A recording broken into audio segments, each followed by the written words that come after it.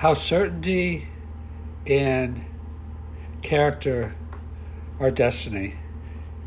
So I'm going to give a few famous sayings that you may have heard of.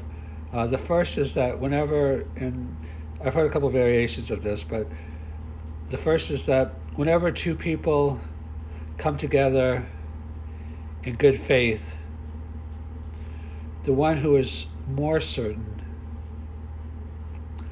influences to a greater degree the one who is less certain.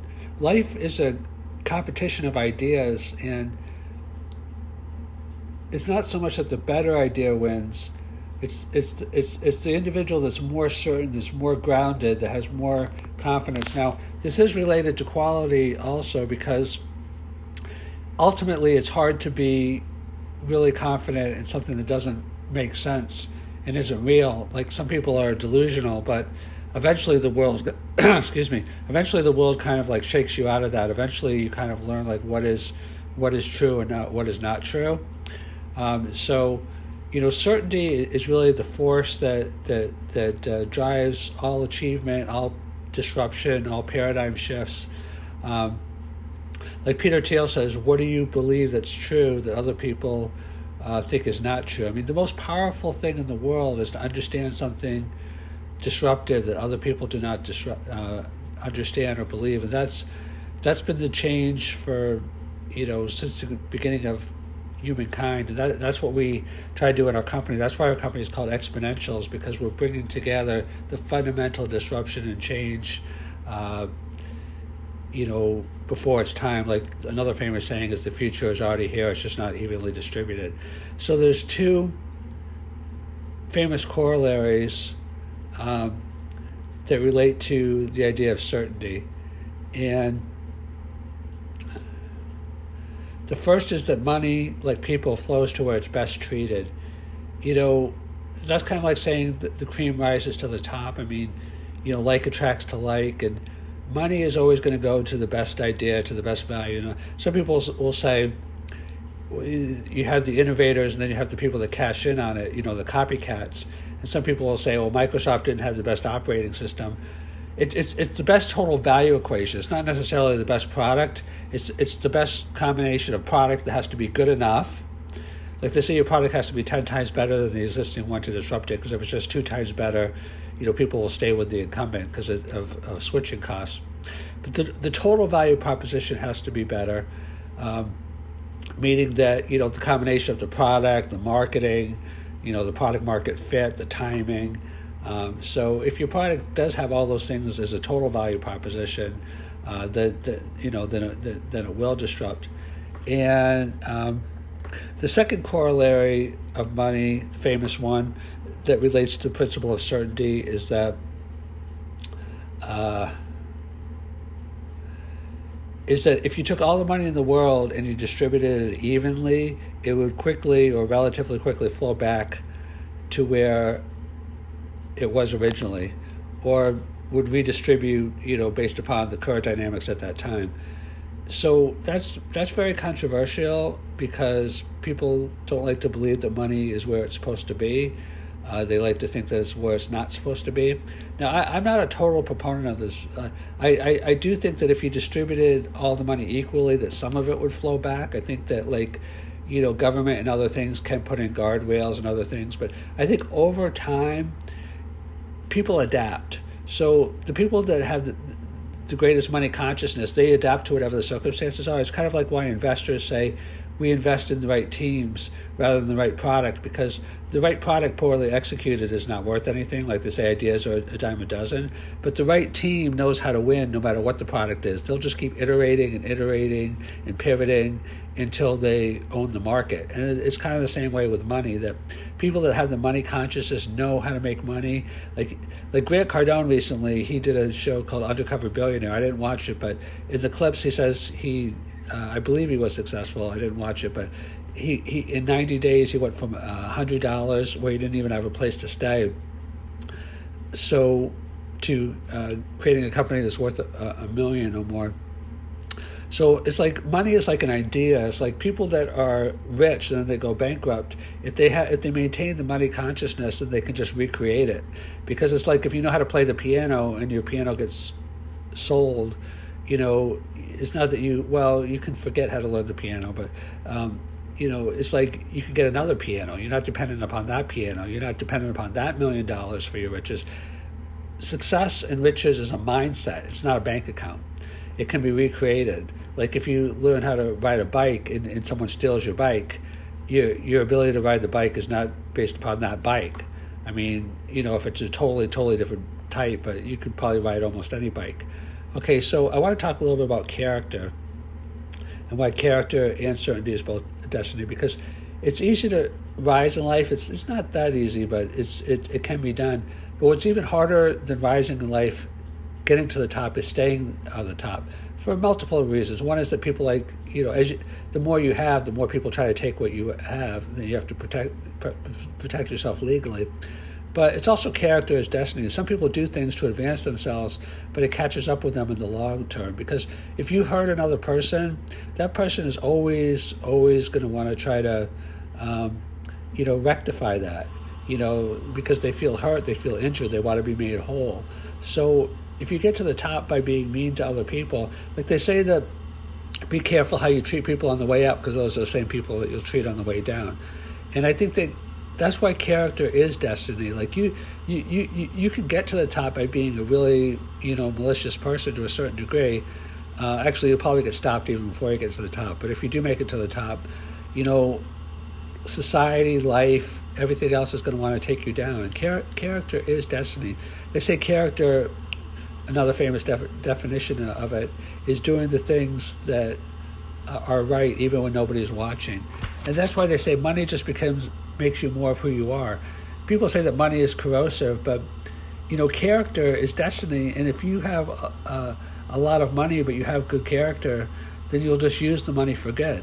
I mean, there's a lot of people using money for good to help more and more and more people to make better and better products. So they say, just as a little bit of a side, like they say, if you really want to corrupt someone, give them power, and absolute power corrupts. I believe that even power is basically still part of destiny. Like some people use a lot of power for a lot of good. People that misuse their power, they were like little tyrants even when they didn't have anything. They were like, someday I'm going to have a lot of power. I'm going to settle this score. I'm going to settle that score. So a little bit more about certainty and character. Sometimes when these come together, they're labeled faith. That's why in the Bible it says faith can move mountains, because even the material universe is, I'm not sure if it's totally to a certain degree, but this is shown by physics and quantum physics, based upon our perspective. Like an atom or an electron or whatever it is, or a particle, it cannot, when it's really small, cannot be positioned until you actually observe it. So what your consciousness is, like what you see, how you perceive, determines the actual reality on the quantum level. And perhaps like as a build-up, things are not always reductionistic, but like the idea of commingling, the two things that are millions and possibly trillions of miles apart can affect each other.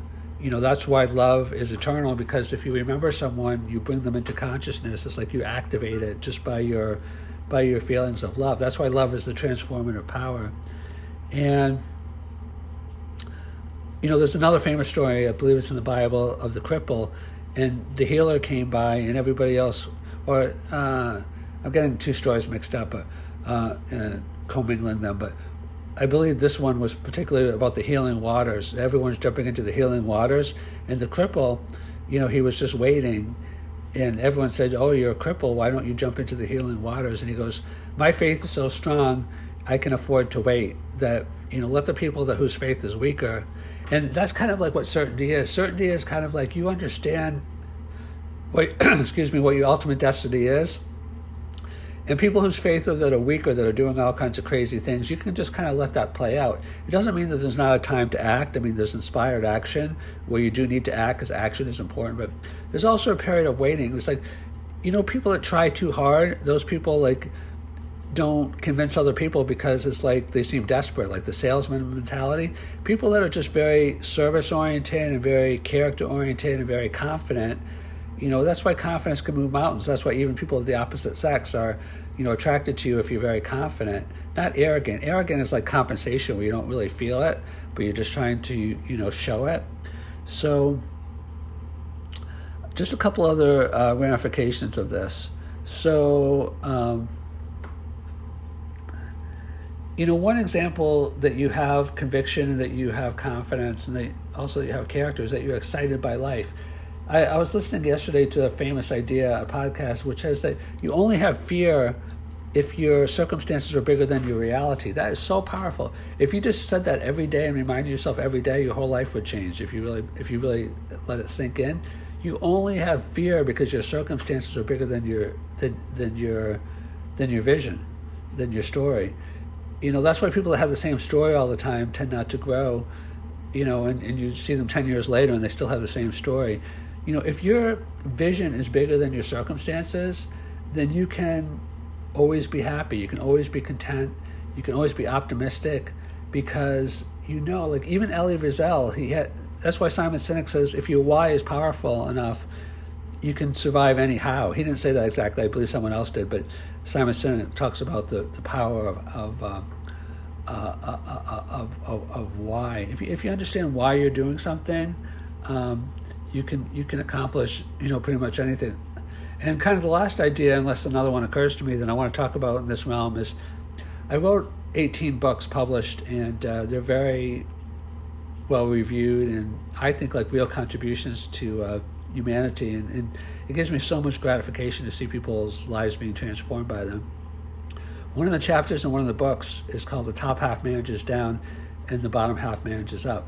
It's actually, I think, the reverse, the order of it. The bottom half manages up and the top half manages down. I forget which one comes first in the title. But anyway, so, we live in a world of accountability, but it's accountability to make ourselves better. Like the real competition is not with other people, it's with ourselves. That's why we have these interactions in life. Like we basically have soul families and soul destinies, if you believe in that, where we're in this life to make each other better, not bitter, as Joyce Meyer says. And the top half manages up. The bottom half manages up because they want to hold people accountable so that they don't misuse their power. That's why, like, when you're famous, like, more people are scrutinizing you, the news covers you, because with greater power comes greater responsibility, so that's good. It's good that people that have a lot of power have a lot of scrutiny. Like, if you're president of the United States, they're always scrutinizing you, which is good because the president can do a lot of damage, and they could probably do more damage if they're not scrutinized. And then, the corollary is also true that the top half manages down because a lot of times people, and this is part of character is destiny. Like they say, your attitude determines your altitude. If you have bad attitudes, if you're selfish, if you're mean, if you're lazy, you're probably not going to get that far in life. So, that's why bosses have to hold people accountable. It's like you have to show up and do your job. Now, bosses can be predatory, and that's going to be a knock against them because, like I said, character is destiny. But there's also legitimate power, legitimate roles like, judges, police. And again, anything can be misused or abused. But if God put you in that role, you're supposed to use it with, true integrity and true character.